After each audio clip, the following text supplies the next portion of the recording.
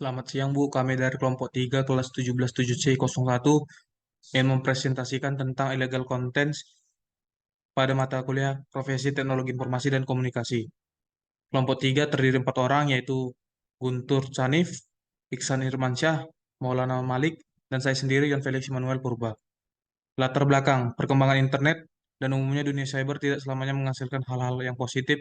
Salah satu hal negatif yang merupakan efek sampingnya antara lain adalah hal kejahatan di dunia cybercrime. Hilangnya batas ruang dan waktu di internet mengubah banyak hal. Fenomena cybercrime memang harus diwaspadai karena kejahatan ini agak berbeda dengan kejahatan lain pada umumnya. Cybercrime dapat dilakukan tanpa mengenal batas teritorial dan tidak diperlukan interaksi langsung antara pelaku dengan korban mengenai batas korban kejahatan. Bisa dipastikan dengan sifat global internet, semua negara yang melakukan kegiatan internet hampir pasti akan terkena imbas perkembangan cybercrime ini. Maksud dan tujuan, satu, untuk mengetahui apakah hukum positif Indonesia sudah mampu untuk menjerat para pelaku kejahatan dunia maya atau cybercrime, karena sebenarnya kejahatan dunia maya telah memenuhi unsur-unsur objektif dan subjektif dalam hukum positif Indonesia. Dua, untuk mengetahui kendala yuridis apa saja yang dihadapi oleh pengadilan dalam mengulangi cybercrime, serta kendala-kendala pengadilan dalam melakukan proses penyidikan terkait dengan pengumpulan alat-alat bukti kejahatan dunia maya atau cybercrime. Dan terakhir, tiga, untuk mengetahui upaya-upaya yang dapat dilakukan oleh pengadilan dalam melakukan proses pembuktian pada para pelaku tindak pidana cybercrime, mengingat sulit prosesnya pemindanaan terkait dengan sedikitnya alat bukti dalam tindak pidana tersebut. Selanjutnya akan dijelaskan oleh teman saya. Terima kasih. Ya, baik, saya Iksan Irmansyah. Di sini saya akan melanjutkan penjelasan dari Yon Felix. Di sini ada perkembangan dan contoh cybercrime. Dengan perkembangan teknologi atau globalisasi di bidang teknologi informasi dan komunikasi, pada saat ini cybercrime akan sangat meningkat. Banyak sekali contoh cybercrime yang telah terjadi, seperti penipuan penjualan barang melalui online, penipuan kartu kredit, pornografi, dan lain sebagainya. Munculnya kejahatan yang disebut dengan cybercrime atau kejahatan melalui jaringan internet berbanding lurus dengan perkembangan teknologi internet. Munculnya beberapa kasus cybercrime di Indonesia seperti pencurian kartu kredit, hacking beberapa situs, menyadap transmisi data orang lain, misalnya email, dan memanipulasi data dengan cara menyiapkan perintah yang tidak dikehendaki dalam programmer komputer, sehingga dalam kejahatan komputer dimungkinkan adanya delik formil dan delik material. Nah, selanjutnya ada pengertian illegal content. Illegal content merupakan salah satu bentuk pengelompokan kejahatan yang berhubungan dengan teknologi informasi. Illegal content dapat didefinisikan sebagai kejahatan yang dengan memasukkan data atau informasi ke internet tentang sesuatu hal yang tidak benar, tidak etis, dan dapat dianggap melanggar hukum atau mengganggu ketertiban umum. Dalam arti sederhana adalah merupakan kegiatan menyebarkan seperti mengunggah dan menulis hal yang salah satu atau dilarang yang dapat merugikan orang lain. Pada beberapa kasus, hukuman atau sanksi seseorang yang terlibat dalam illegal content terkadang hanya pada penyebar atau yang melakukan proses tugas saja yang mendapatkan sanksi, sedangkan yang mengunduh tidak mendapat hukuman. Berarti selain hukuman normal, hukuman moral dan perasaan bersalah setelah mengunduh file yang tidak baik. Selanjutnya akan dijelaskan oleh Maulana Malik.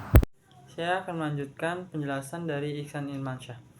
Jadi di sini ada contoh kasus yaitu pornografi. Pada kasus ini, video porno yang menjerat selebriti dan musisi asal Indonesia yakni Luna Maya dan Ariel Peterpan. Yang terjadi pada 3 Juni 2010. Berita ini begitu menggembarkan semua pihak. Kasus ini juga terjadi dan dibicarakan banyak orang. Pada kasus tersebut, modus sasarannya ditujukan kepada perorangan atau individu yang memiliki sifat atau kriteria tertentu. sesuai tujuan penyerangan tersebut.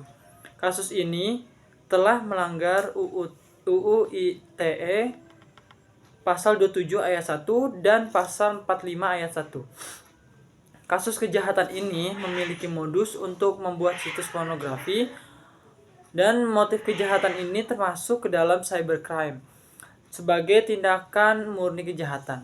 Hal ini dikarenakan para penyerang dengan sengaja membuat situs-situs pornografi yang sangat berdampak buruk terhadap masyarakat. Kejahatan kasus cybercrime ini dapat termasuk jenis illegal content. Sasaran di kasus kejahatan ini adalah cybercrime menyerang individu atau against person.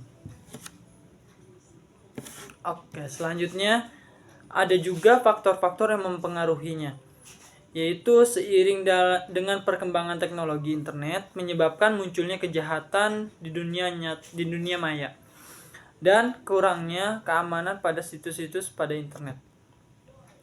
Dan adapun dampak kasusnya ini yaitu merusak moral anak bangsa dan merusak nama baik atau popularitas. Sekian dari saya. Assalamualaikum warahmatullahi wabarakatuh. Selanjutnya saya Guntur akan menjelaskan penjelasan dari Maulana, yaitu ada solusi tidak memasang gambar yang dapat memancing orang lain untuk merekayasa gambar tersebut sesuka hatinya, memproteksi gambar atau foto pribadi secara sistem yang tidak dapat memungkinkan orang lain mengakses secara leluasa, lalu melakukan modernisasi hukum pidana nasional beserta hukum acaranya yang diselaraskan dengan konvensi internasional yang terkait dengan kejahatan tersebut, meningkatkan sistem pengamanan keahlian aparatur penegak hukum mengenai upaya pencegahan, investigasi, dan menuntun perkara-perkara yang berhubungan dengan cybercrime, lalu meningkatkan kesadaran warga negara mengenai masalah cybercrime serta pentingnya mencegah kejahatan tersebut terjadi. Dan yang terakhir, meningkatkan kerjasama antar negara dalam upaya penanganan cybercrime, antara lain melalui perjanjian yang menempatkan tindak pidana di bidang telekomunikasi khususnya internet sebagai prioritas utama. Kesimpulannya, berdasarkan data yang telah dibahas dalam makalah ini, maka dapat kami simpulkan bahwa cybercrime merupakan kejahatan yang timbul secara dampak negatif pemanfaatan teknologi internet. Cybercrime ini bukan hanya kejahatan terhadap komputer, tetapi juga kejahatan terhadap sistem jaringan komputer dan pengguna. Pelaku cybercrime saat ini melakukan kejahatan tersebut bukan hanya karena mempraktekkan keahlian yang dimiliki, tetapi juga karena motif lain seperti uang, dendam, politik, iseng, dan sebagainya. Cybercrime dilakukan oleh orang-orang yang memiliki kemampuan tinggi terhadap komputer dan jaringannya. Oleh karena itu, dalam penanggulangannya dibutuhkan peraturan hukum yang berkaitan dengan pemanfaatan teknologi tersebut.